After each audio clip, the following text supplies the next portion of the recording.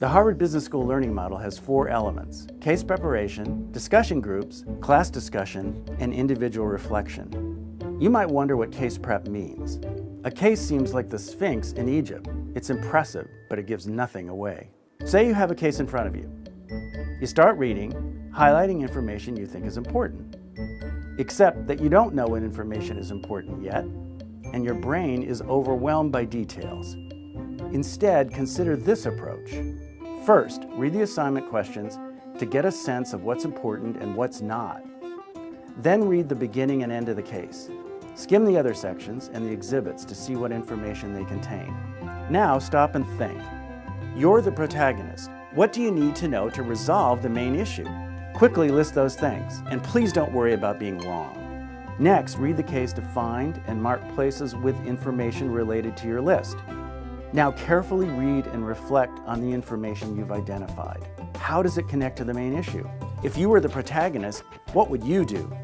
Remember, this process is the beginning, not the end of your thought process. And with strong case prep, you'll be ready for your discussion group. The first thing I thought about when I was reading my first case was, do I really have to read this whole thing? I was wondering, am I going to get cold called? What information do I actually need to know? Do I need to remember all of this? I was very overwhelmed, I was very nervous. I was really confused about what notes mattered. The case method itself, I think, is unique because it encourages you to take a lot of facts, find the decision points that are meaningful to you and therefore meaningful to the protagonist, and then explain what your decision is and then come back out and explain how the facts support that decision.